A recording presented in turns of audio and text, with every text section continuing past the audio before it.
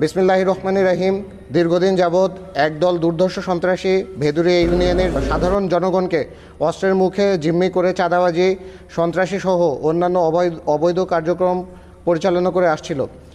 জনসাধারণ কোস্টগার্ডের শরণাপন্ন হলে কোস্টগার্ড উক্ত এলাকায় গোয়েন্দা তৎপরতা বৃদ্ধি করে।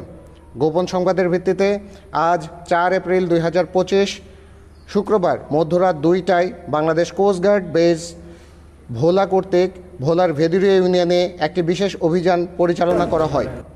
অভিযান চলাকালীন উক্ত এলাকা হতে 5 জন দুর্ধর্ষ সন্ত্রাসীকে একটি দেশীয় আগ্নেয়াস্ত্র, 21টি হাতবোমা, 569 পিস ইয়াবা এবং 44,510 টাকা নগদ সহ আটক করা হয়। আটককৃত ব্যক্তিদের নামে থানায় একাধিক মামলা রয়েছে বলে জানা যায়। আটককৃত সন্ত্রাসীরা হলো মোহাম্মদ জাহাঙ্গীর, মোহাম্মদ মঞ্জু, মোহাম্মদ জিয়া, আব্দুল আব্বাস এবং মোহাম্মদ সেলিম। সকলেই ভোলা জেলার সদর উপজেলাধীন ভেদুরিয়া ইউনিয়নের বাসিন্দা। সকল আলামতসহ আটককৃত সন্ত্রাসীদের পরবর্তীত আইনানুগ ব্যবস্থা গ্রহণের কার্যক্রম প্রক্রিয়াধীন রয়েছে।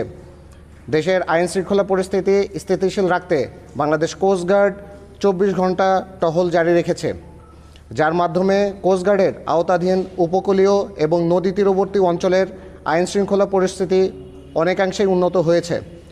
কোস্টগার্ড ভবিষ্যতেও এই ধরনের অভিযান অব্যাহত রাখবে। ধন্যবাদ।